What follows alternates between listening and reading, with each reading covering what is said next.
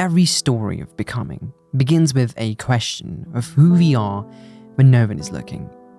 In Sam Raimi's Spider-Man, that question is both intimate and heroic, circling a young man who speaks to us not as a legend, but as someone quietly trying to understand himself. At the start of the first film, Peter Parker frames the story through the eyes of others. I'd like to tell you that's me next to her. Heck, I'd even take him. Hey! Stop the bus! That's me. The awkward student, the outcast, the boy perpetually on the margins.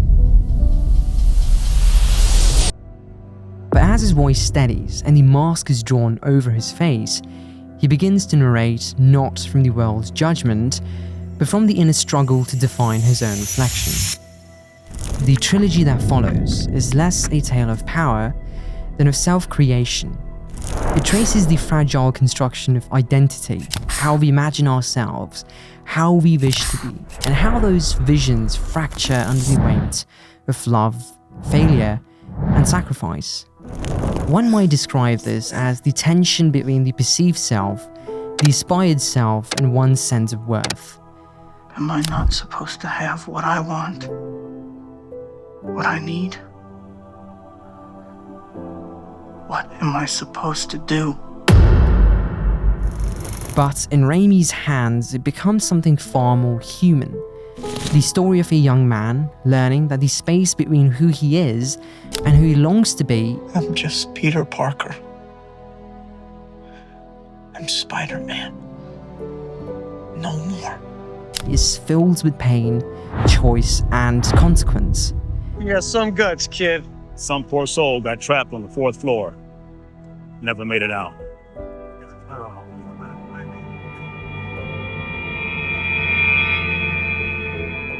By the end of the first film, when Peter walks away from the woman he loves, he has not merely accepted his duty as Spider-Man, he is reconciled with the truth that identity is not granted, but earned.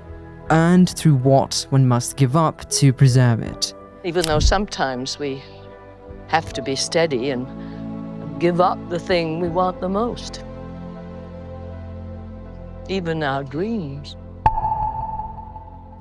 His final words are not of a hero, but the quiet resolution of a person who has seen his reflection clearly for the first time. This is my gift.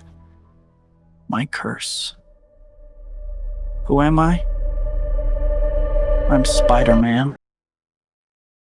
Raimi's Spider-Man trilogy begins then as a meditation on that essential paradox, that becoming one's true self often means living behind a mask, and finding within that disguise the courage to be real.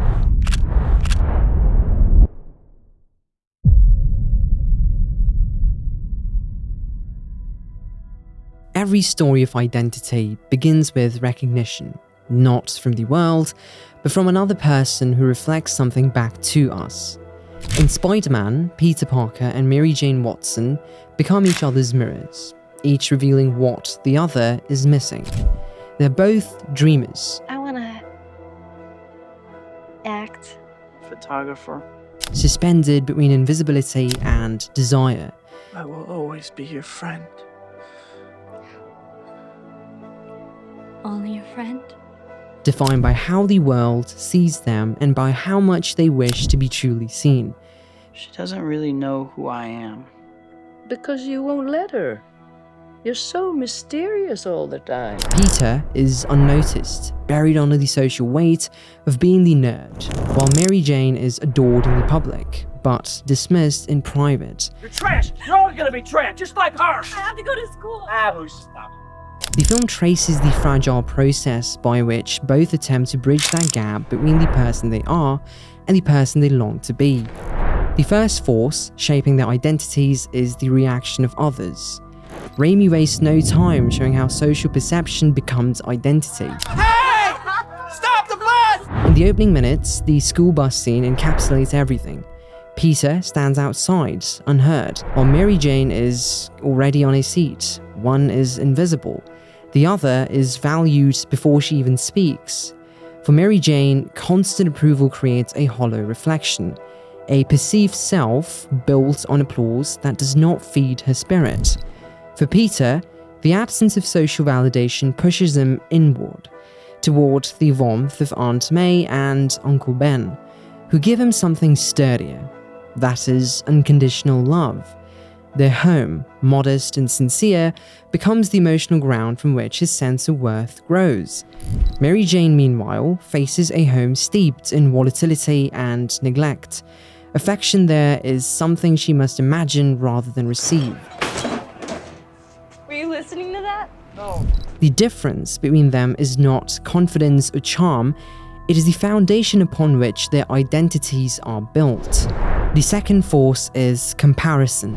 Peter's decision to enter a wrestling match to earn money for a car is not merely about pride or teenage impulse. It is the first visible clash between his perceived self and his aspired self. He looks at Mary Jane's world, her friends, her glamour, her confidence, I'm so interested. and measures himself against a standard he feels forever behind. Cool car.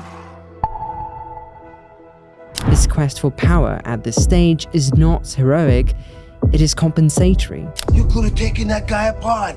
Now he's going to get away with my money. I missed the part where that's my problem. Mary Jane undergoes a similar tension from the opposite side. They're all beautiful until they're snarling after your trust fund like a pack of ravening wolves. You're wrong about her, Dad. A word to the not-so-wise about your little girlfriend. Do what you need to with her, then broom her fast. Her beauty and social presence grant her visibility, but not belonging. The image she maintains is a mask she's learned to wear, one that hides the anxiety of not being enough. Her dream of becoming an actress is more than ambition. It is an unconscious pursuit of truth through performance, a way to transform a facade into meaning. The third force emerges through identification, like the figures we look toward for guidance, consciously or not. Peter's moral structure is shaped by his aunt and uncle, two people who embody patience, humility, and quiet strength. Their example does not simply teach him right from wrong, it gives him a template for what integrity feels like. We're going out, didn't he tell you? Oh yeah, right. I think he'd hate the idea of my waiting tables. He'd think it was low or something. That's not low. You have a job. You know, Harry, he doesn't live on a little place I like to call Earth. That same quality, gentle and genuine, draws Mary Jane to Peter, even if she can't explain why. He reminds her of the emotional stability she's never known. Yet, the very values that make Peter sincere also make him seem alien among his peers. His kindness and restraint belong to a different era, one that Norman Osborn recognizes and even admires in him. I appreciate it, but I'll be fine. No problem. I'll make a few calls. No, I couldn't accept it, sir. I like to earn what I get. I can find my own work. I respect that. Norman sees in Peter a reflection of himself before compromise. 40,000 years of evolution and we barely even tapped the vastness of human potential. Before ambition dulled his compassion. You, me? We're exceptional. I could squash you like a bug right now, but I'm offering you a choice. Join me. Imagine what we could accomplish together. That mutual recognition binds and divides them. What about my generous proposal?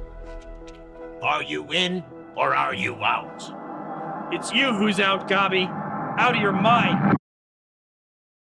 Setting the stage for the moral duality that defines the rest of the trilogy. And finally, the fourth force is the role one inhabits. Identity solidifies when we choose the part we're willing to play in the world.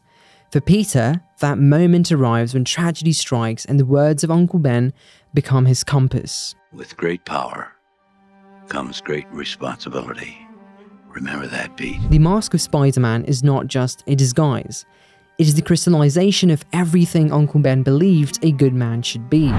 Through this role, Peter inherits not only power, but a philosophy that strength exists to serve, not to dominate. The friendly neighborhood Spider-Man is, in truth, the dream of an older generation reborn in a modern world that has forgotten kindness. It is Uncle Ben's decency made visible. I love you. Yet, this is also where Peter and Mary Jane's paths part. I can't. She yearns for expression, to be known in her fullness. You can't what? But Peter is called toward anonymity, I will always be your friend. to give himself away for the sake of others. In that divide lies the tragedy of their love, two people who understand each other deeply, yet move in opposite directions toward their own forms of completeness. Peter's destiny demands solitude, but it is not loveless. His devotion transforms into something larger, a kind of selfless affection that defines his heroism. In becoming Spider-Man, Peter does not escape himself. He becomes the truest version of who he was raised to be.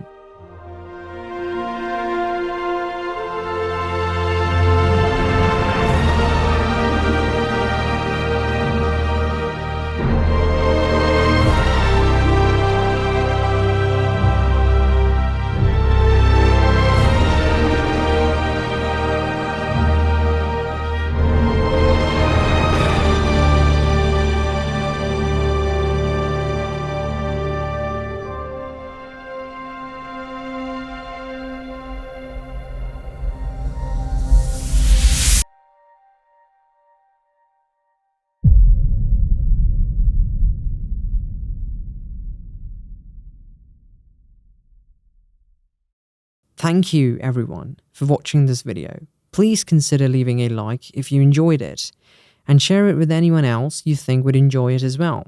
Start a conversation by sharing your thoughts in the comment section below, and subscribe if you're interested in watching more videos like this. Once again, thank you so much for watching.